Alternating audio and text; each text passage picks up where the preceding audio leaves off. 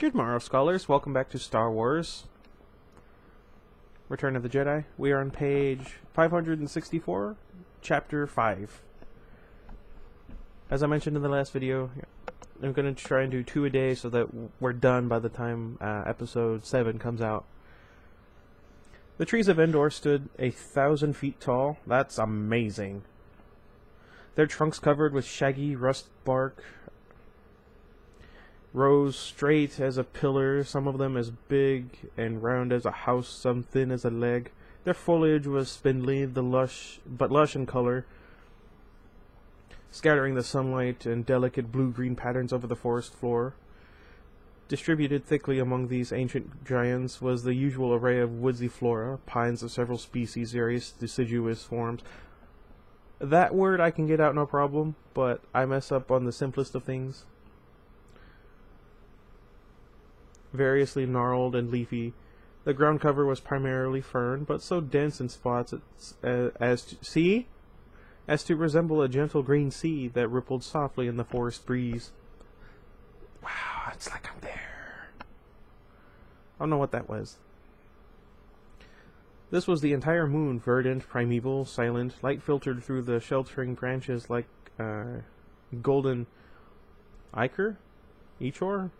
Ichor sounds better. As if the very air were alive. Deciduous. It was warm and it was cool. This was Endor. The stolen Imperial shuttle sat in a clearing many miles from the Imperial landing port, camouflaged with a blanket of dead branches, leaves, and mulch. In addition, the little ship was thoroughly dwarfed by the towering trees. Its steely hull might have looked incongruous here. Really? Had it not been so totally inconspicuous. I am stupid. On the hill adjacent to the clearing, the rebel contingent was just beginning to make its way up a steep trail. Leia, Chewie, Han, and Luke led the way, followed in single file by the raggedy, helmeted squad of the strike team. This unit was composed of the elite ground fighters of the Rebel Alliance, a scruffy bunch in some ways. They'd each been handpicked for initiative, cunning, and ferocity. Some were trained commandos, some paroled criminals, but they all hated the Empire with a passion that exceeded self-preservation, and they all knew that this was the crucial raid. If they failed to destroy the shield generator here, the rebellion was doomed, no second chances. Consequently, no one had to tell them to be alert as they made their way silently up the forest path. They were, everyone, more alert than they ever had been. R2-D2 and C-3PO brought up the rear of the brigade. R2's domed pate swiveled round and round as he went, blinking his sensor lights at the infinitely tall trees which surrounded them. He commented to 3PO, "No, I don't think it's pretty here," his golden companion replied testily. "With our luck, it's inhabited by droid-eating monsters." The trooper just ahead of 3PO turned around and gave them a harsh shh. 3PO turned back to R2 and whispered, "Quiet, R2." They were all a bit nervous. Up ahead, Chewie and Leia reached the crest of the hill. They dropped to the ground, crawled the last few feet, and peered over the edge. Chewbacca raised his great paw, signaling the rest of the group to stop. All at once, the forest seemed to become much more silent.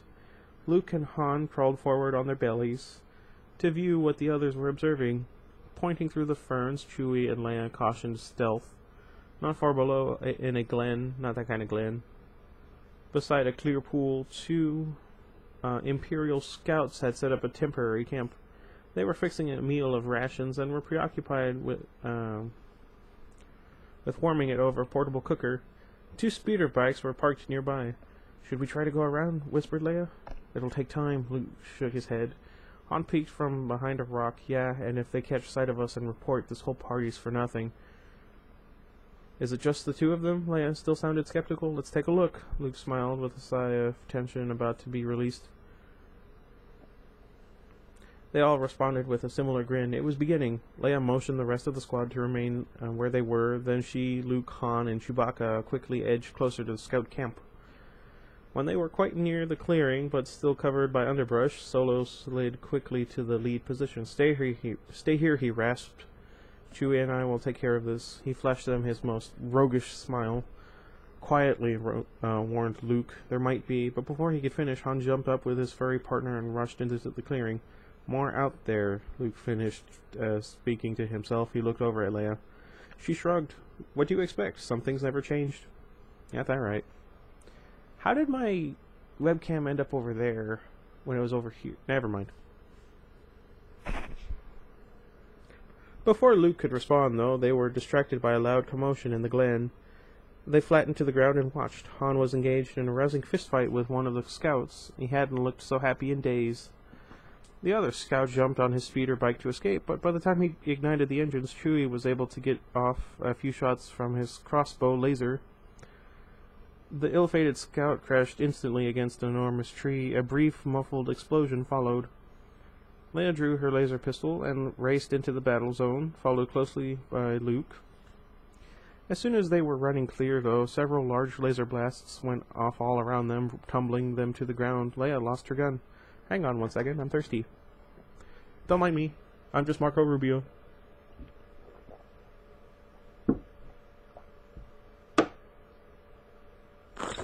Oh, man, I needed that. What's up, Iggy? Blah, blah, blah, blah. He's not impressed.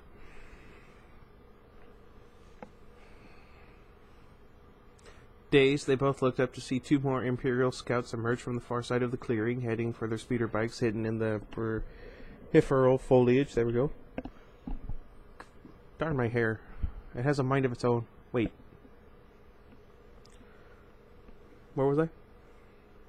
The scouts holstered their pistols as they mounted the bikes and fired up the engines. Leia staggered to her feet. Over there, two more of them. I see 'em, Luke answered, rising. Stay here. But Leia had ideas of her own. She ran to the remaining rocket speeder, charged it up, and took off in pursuit of the fleeing scouts. As she tore past Luke, he jumped up behind her on the bike, and off they flew. Quick, center switch, he shouted to her over the shoulder, over the roar of the rocket engines. Jam their comm links. As Luke and Leia soared out of the clearing after the Imperials, Han and Chewie were just subduing the last scout. Hey, wait, Solo shouted, but they were gone. He threw his weapon to the ground in frustration, and the rest of the rebel commando squad poured over the rise into the clearing. Luke and Leia sped off through the dense foliage. A few feet off the ground, Leia at the controls, Luke grabbing on behind her. What? The two escaping Imperial scouts had a good lead, but at 200 miles per hour, Leia was the better pilot. The talent ran in her family. Wink, wink. She let off a burst from the speeder's laser cannon periodically, but it was still too far behind to be very accurate. The explosions hit away from the moving targets, splintering trees and setting the shrubbery afire. As the bikes weaved in and out between the massive, imposing branches. Move closer, Luke shouted.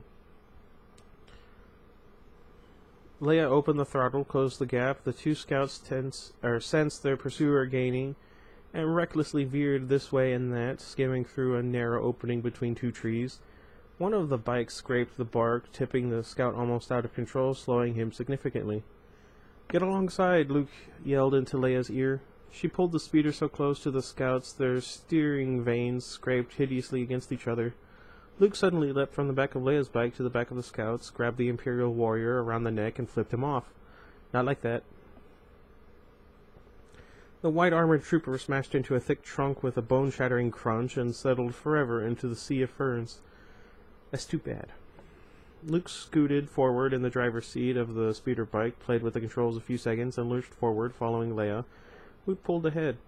The two of them now tore after the remaining scout. Over hill and under stone bridge, they flew, narrowly avoiding collision, flaming dry vines in their afterburn. The chase swung north and past a gully where two more Imperial scouts were resting. A moment later, they swung into pursuit, now hot on Luke and Leia's trail, blasting away with their laser cannon. Luke, still behind Leia, took a glancing blow. Keep on that one, he shouted at her, indicating the scout in the lead. I'll take the two behind us. Leia shot ahead. Luke at the same instant flared up his retro rocket, slamming the bike into rapid deceleration. The two scouts on his tail zipped past him in a blur on either side. Unable to slow their momentum, Luke immediately roared into high velocity again, firing with his blaster, suddenly in pursuit of his pursuers. His third round hit its mark, one of the scouts blown out of control, went spinning against a boulder in a rumble of flame. The scout's cohort took a single glance at the flash and put his bike into supercharge mode, speeding even faster. But Luke kept pace. Far ahead, Leia and the first scout continued their own high-speed slalom through the barricades of impassive trunks and low-slung branches. She had to break through so many turns, in fact, Leia seemed unable to draw any closer to her quarry. Suddenly, she shot into the air at an unbelievably steep incline and quickly vanished from sight. The scout turned in confusion, uncertain whether to relax or cringe at his pursuer's sudden disappearance. Her whereabouts became clear soon enough. Out of the treetops, Leia dove down on him, cannon blasting from above. The scout's bike took the shockwave from a near hit. Her speed was even greater than she'd anticipated, and in a moment she was racing alongside him. But before she knew what was happening, he reached down and drew a handgun from its holster. And before she could react, he fired. Her bike spun out of control. She jumped free just in time. The speeder exploded on a giant tree as Leia rolled clear into a tangle of matted vines, rotted logs, shallow water. The last thing she saw was the orange fireball through a cloud of smoking greenery and then blackness. The scout looked behind him at the explosion with a satisfied sneer. Then, when he faced forward again, though, the smug look faded, for he was on a collision course with a fallen tree. In a moment it was all over but the flaming.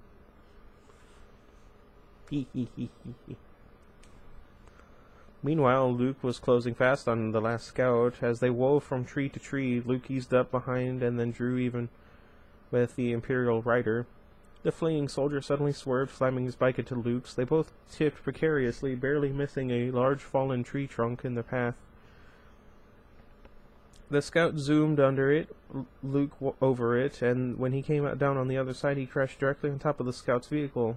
Their steering vanes locked. The bikes were shaped more or less like one-man sleds, with long thin rods extending from their snouts and fluttery ailerons, for guidance at the tip of the rods. With these vanes locked, the bikes flew as one, though either rider could steer. Okay, I said it right, it just sounded weird. The scout banked hard right, trying to smash Luke into an onrushing grove of saplings on the right, but at the last second, Luke leaned all his weight left, turning the lock speeders actually horizontal, with Luke on top and the scout on the bottom. The biker scout suddenly stopped resisting Luke's leftward leaning and threw his own weight in the same direction, resulting in the bike flipping over 360 degrees and coming to a rest exactly upright once more, but with an enormous tree looming immediately in front of Luke. Without thinking, he leapt from his bike. A fraction of a second later, the scout veered steeply left, the steering vanes separated, and Luke's riderless speeder crashed explosively in the redwood. Luke rolled, decelerating up a moss-covered slope. The scout swooped high, circled around, and came looking for him. Luke stumbled out of the bushes as the speeder was bearing down on him full throttle, laser cannon firing. Luke ignited his lightsaber and stood his ground.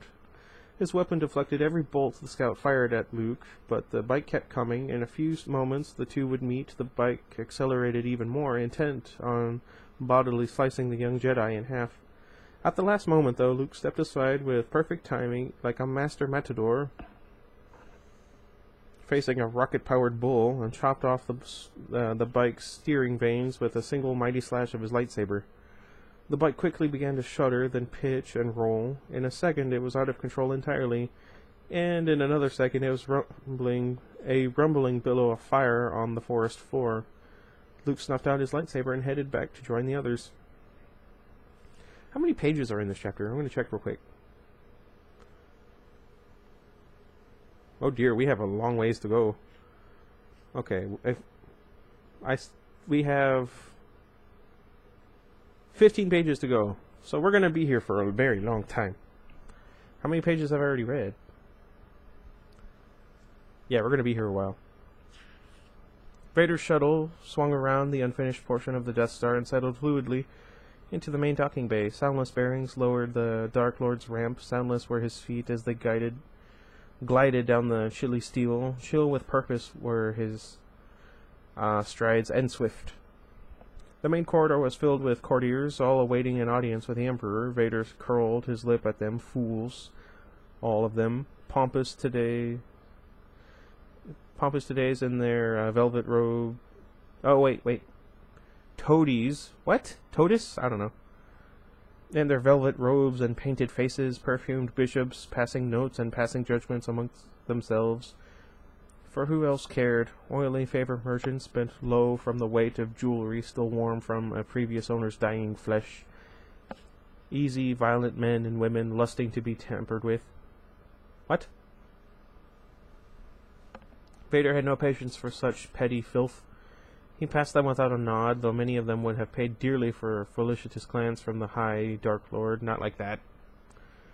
When he reached the elevator to the Emperor's tower, he found the door closed. Red-robed, heavily armed royal guards flanked the shaft, seemingly unaware of Vader's presence. Out of the shadow, an officer stepped forward, directly in Lord Vader's path, preventing his further approach.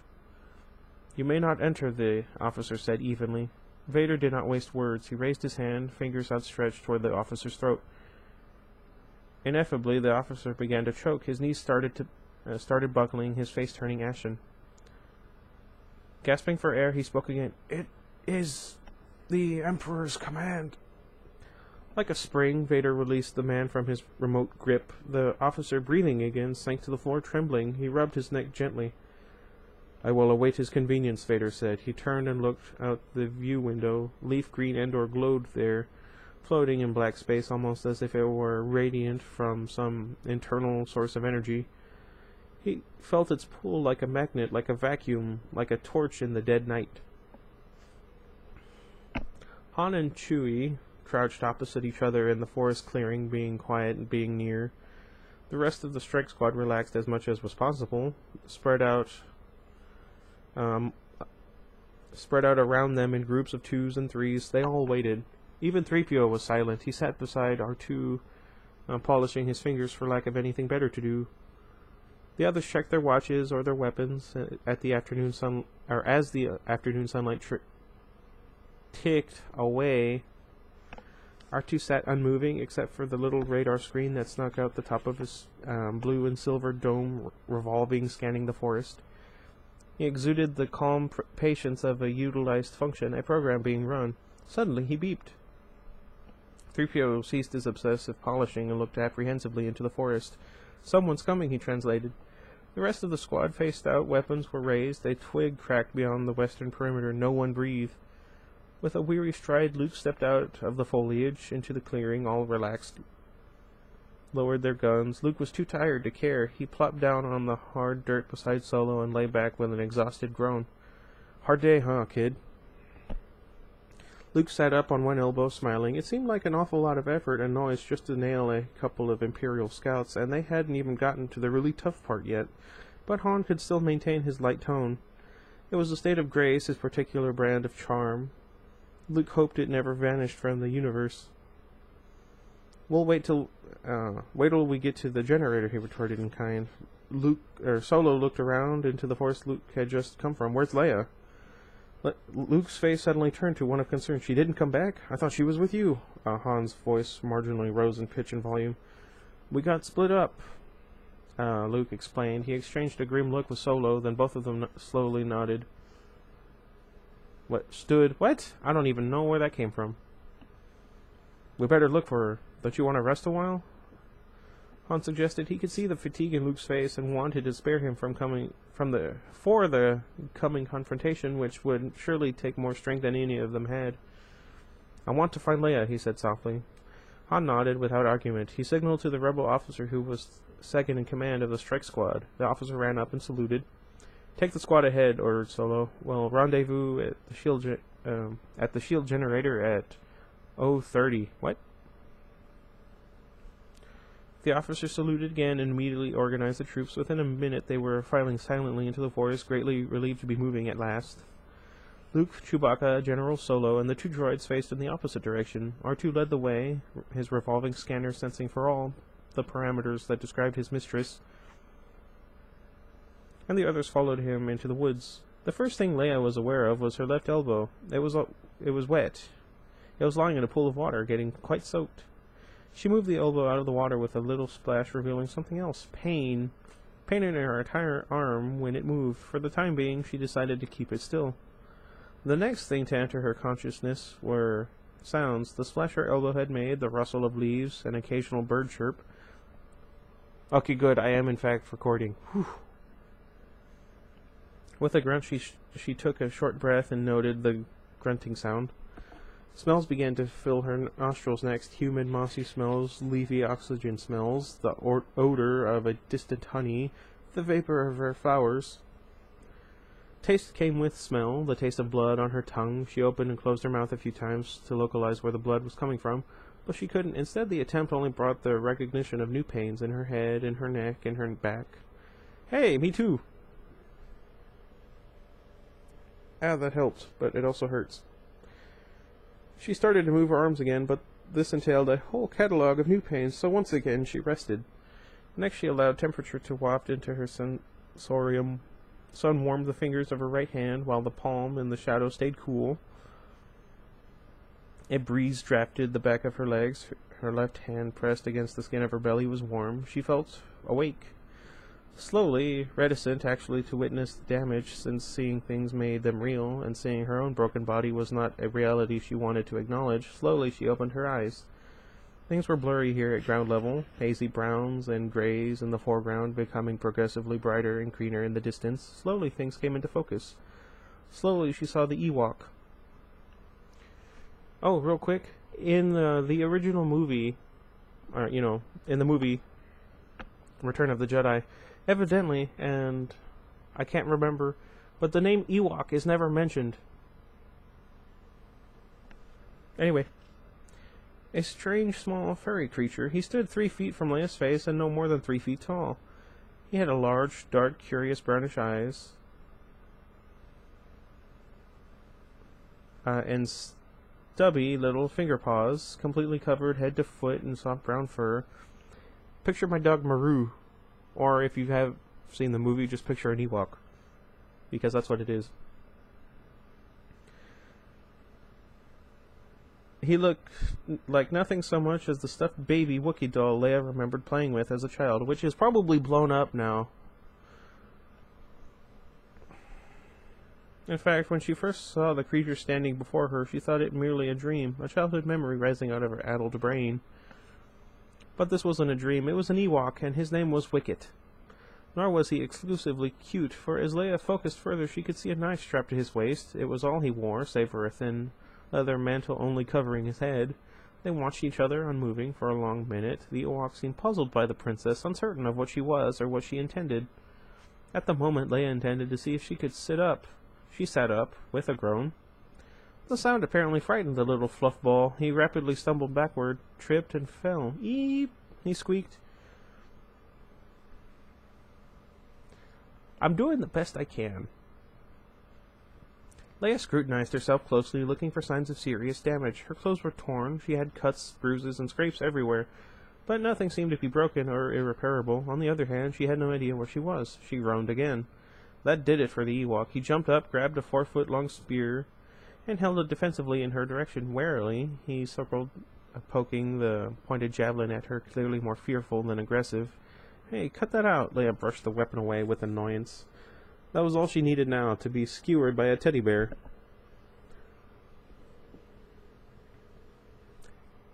Never mind. More gently, she added, "I'm not going to hurt you." Gingerly, she stood up, testing her legs. The Ewok backed away with caution. "Don't be afraid," Leia tried to put reassurance into her voice. "I just want to see what happened to my bike here." She knew the more she talked in this tone, the more at ease it would be for the little creature. Moreover, she knew if she was talking, she was doing okay. Her legs were a little unsteady, but she was able to walk slowly over to the charred remains of the speeder, now lying in a half-melted pile at the base of the partially blackened tree. Her movement was away from the Ewok, who, like a skittish puppy, took this as a safe sign and followed her to the wreckage. "Yep, that's Maru." Leia picked up the Imperial Scout's laser pistol off the ground. It was all that was left of him.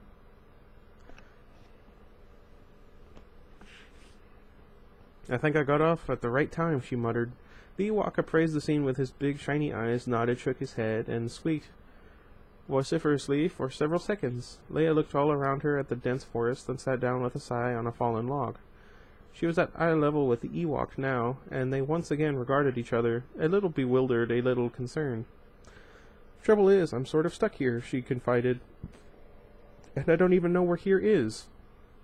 She put her head in her hands, partly to mull over the situation, partly to rub some of the soreness from her temples. Now I have to do it. Do you guys ever read something or see something and then you feel the need to do it also? I don't know what it is. Where was I?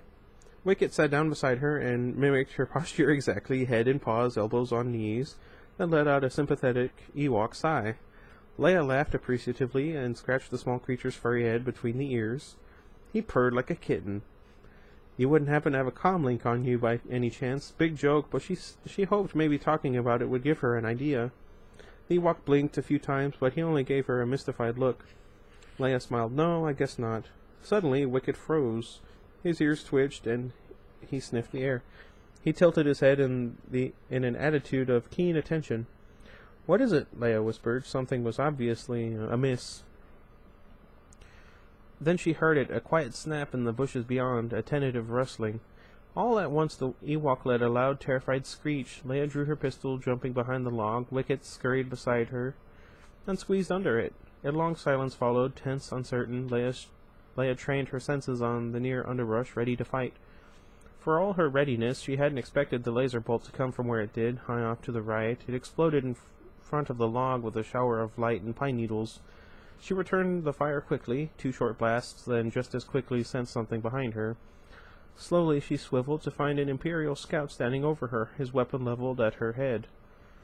He reached out his hand for the pistol she held. "I'll take that," he ordered. Without warning, a furry hand came out from under the log and jabbed the scout in the leg with a knife. The man howled in pain, began jumping about on one foot. Leia dove for his fallen laser pistol. She rolled, fired, hit the scout squarely in the chest, flash burning his heart. Poor guy. Quickly, the forest was quiet once more, the noise and light swallowed up as if they had never been. Leia lay still where she was, panting softly, waiting for another attack. None came.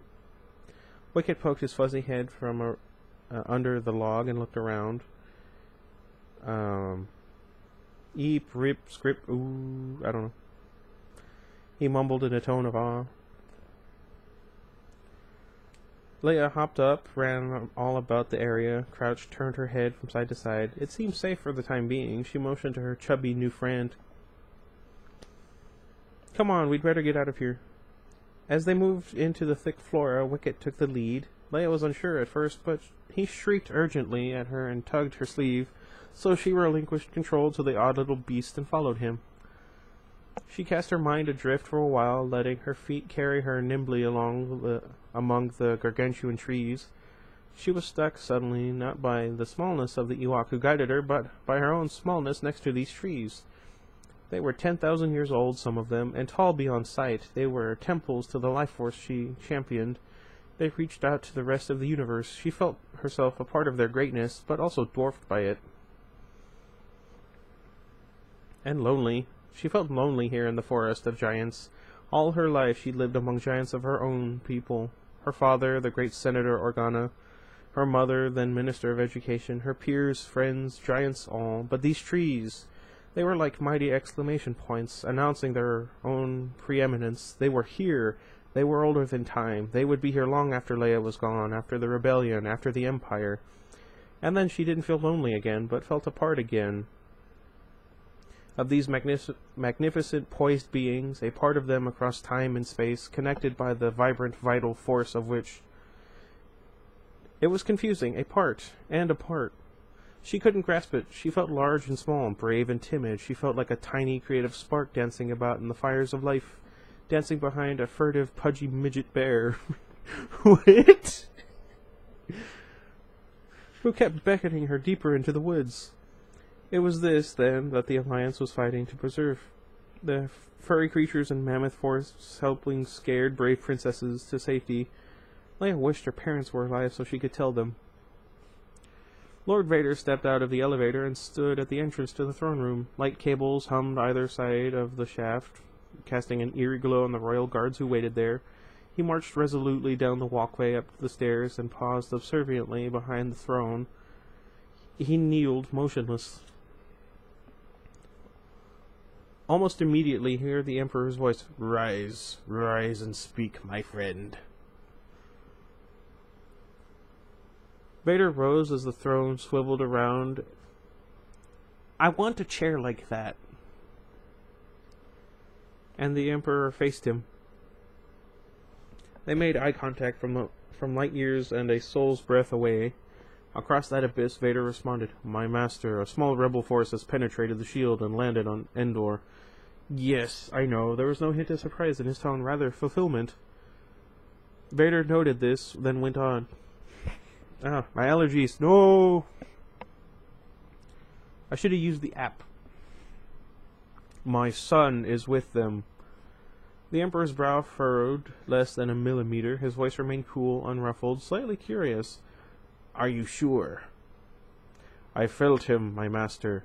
It was almost a taunt. He knew the Emperor was frightened of young Skywalker, afraid of his power. Only together could Vader and the Emperor hope to pull the Jedi Knight over to the dark side. He said it again, emphasizing his own singularity. "I felt him." "Strange that I have not," the Emperor murmured. "Okay, him I can understand. I'll accept that." His eyes becoming slits. "My eyes also do that." They both knew the Force wasn't all-powerful, and no one was infallible with its use. It had everything to do with awareness, with vision. Certainly Vader and his son were more closely linked than was the Emperor with young Skywalker. But in addition, the Emperor was now aware of a cross-current he hadn't read before, a buckle in the Force he couldn't quite understand. "I wonder if your feelings on this matter are clear, Lord Vader." "They are clear, my master." He knew his son's presence. It galled him and fueled him and lured him and howled in a voice of its own. "Then you must go to the Sanctuary Moon and wait for him," Emperor Palpatine said simply. As long as things were clear, things were clear. "He will come to me?" Vader asked skeptically. This was not what he felt. He felt drawn. "Of his own free will," the Emperor assured him. It must be of his own free will, else all was lost. A spirit could not be coerced into corruption. It had to be seduced. I'm out of luck. It had to participate actively. It had to crave. Luke Skywalker knew these things, and still he circled the black fire like a cat. I can vouch for this. Destinies could never be read with absolute certainty, but Skywalker would come, that was clear. I have foreseen it. His compassion for you will be his undoing. Compassion had always been the weak belly of the Jedi, and forever would be.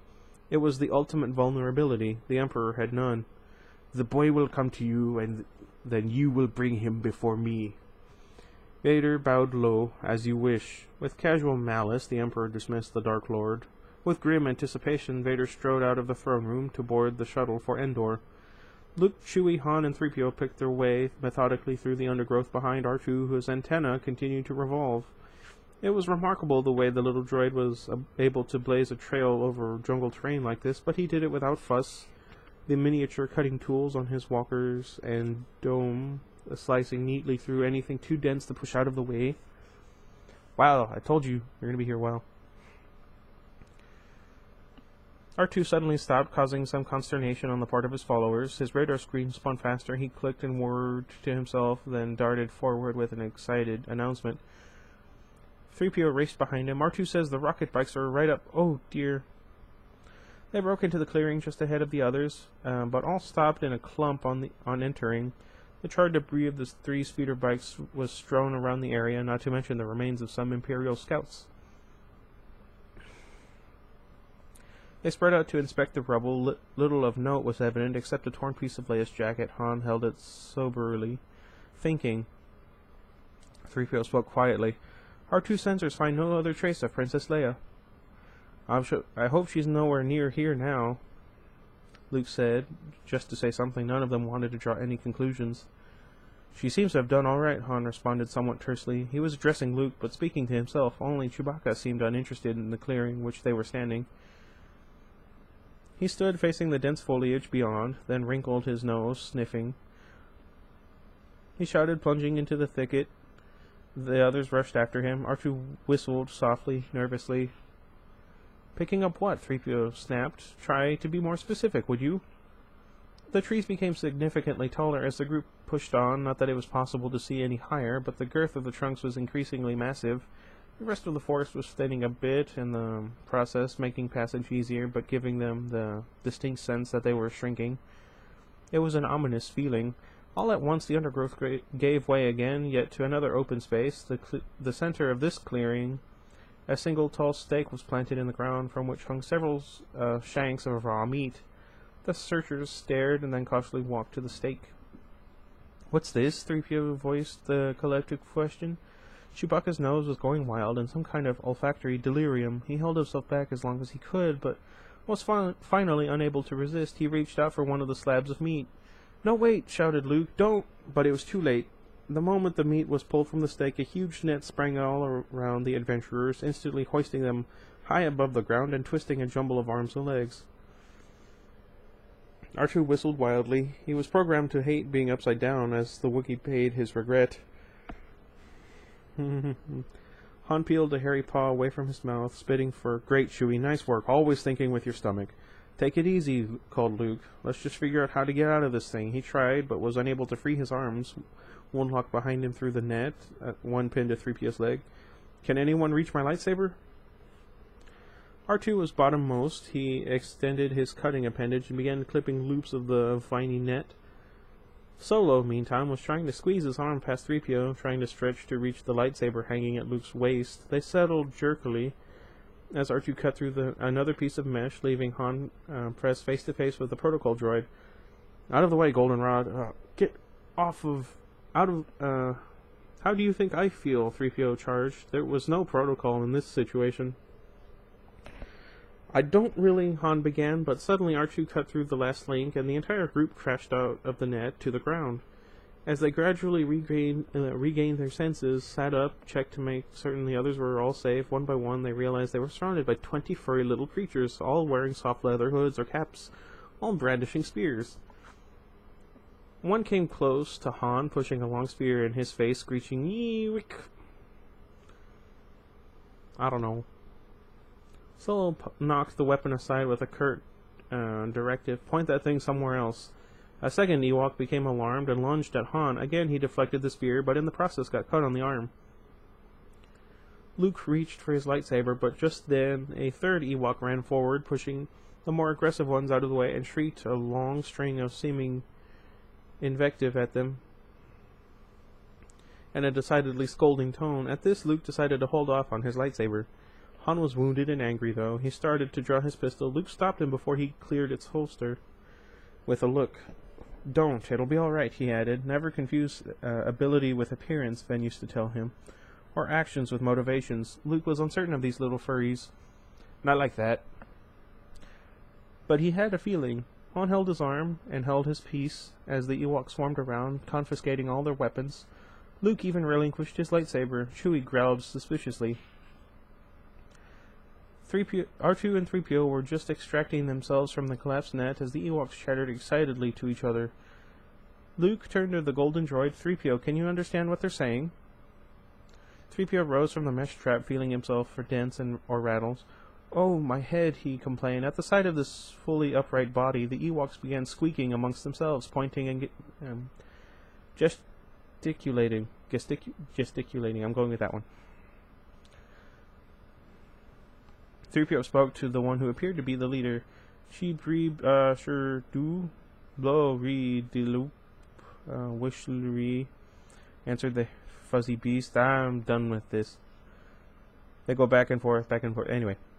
Suddenly one of the Ewoks dropped his spear with a little gasp and prostrated himself before the shiny droid. In another moment, all the Ewoks followed suit. 3PO looked at his friends with a slightly embarrassed shrug. Chewie let out a puzzled bark, R2 whirred speculatively. Luke and Han regarded the battalion of kowtowing Ewoks in wonder. Then, at some invisible signal from one of their group, the small creatures began to chant in unison. "You remember." Han looked at 3PO with total disbelief. "What did you say to them?" "Hello, I think." 3PO replied almost apologetically. He hastened to add, I could be mistaken. They're using a very primitive dialect. I believe they think I'm some sort of god. Chewbacca and R2 thought that was very funny. They spent several seconds hysterically barking and whistling before they finally managed to quiet down. Chewbacca had to wipe a tear from his eye. I love it. Fawn just shook his head with a galaxy-weary look of patience. Well, how about using your divine influence to get us out of this? He suggested solicitously. 3PO pulled himself up to his full height and spoke with unrelenting decorum. I beg your pardon, Captain Solo. That wouldn't be proper. Proper? Solo roared. He always knew this pompous droid was going too far with him one day. Or going to go too far with him one day. And this might as well be the day. It's against my programming to impersonate a deity, he replied to Solo, as if nothing so obvious needed explanation. It makes sense. Han moved threateningly toward the protocol droid, his fingers itching to pull a plug. Listen, you pile of bolts. If you don't... He got no farther, as 15 Ewok spears were thrust menacingly in his face. Just kidding, he smiled affably. The procession of Ewoks wound its way slowly into the ever-darkening forest, tiny, somber creatures inching through a giant's maze. The sun had nearly set now, and the long crisscrossing shadows made the cavernous domain even more imposing than before. Yet the Ewoks seemed well at home, turning down each dense corridor of vines with precision. On their shoulders they carried their 4 prisoners, Han, Chewbacca, Luke, R2, tied to long poles, wrapped around and around with vines, immobilizing them as if they were wriggling larvae in coarse leafy cocoons. Behind the captives, 3PO borne on a litter, rough-hewn, of branches in the shape of a chair, was carried high upon the shoulders of the lowly Ewoks, like a royal potentate. He perused the mighty forest through which they carried him, the magnificent lavender sunset glowing between the vinery, the exotic flowers starting to close, the ageless trees, the glistening ferns, and knew that no one before him had ever appreciated these things in just precisely the manner he was now. No one else had his sensors, his circuits, his programs, his memory banks, and so in some real way he was the creator of this little universe, its images and colors, and it was good. Okay, that was chapter 5. What do you guys think? Excuse me. Alright, so as I mentioned in the description for the last video, I forgot to I forgot to speak out my outro, so I'll say it twice. Thank you guys so much for watching. I hope you guys are enjoying Star Wars as much as I am and are excited for the movie. New Moon may have to wait until after I hang out with my buddy Miga. Know what I mean? You know what I mean. Anyway, until next time, goodbye everybody. And before I forget, until next time, goodbye everybody. I'm an idiot.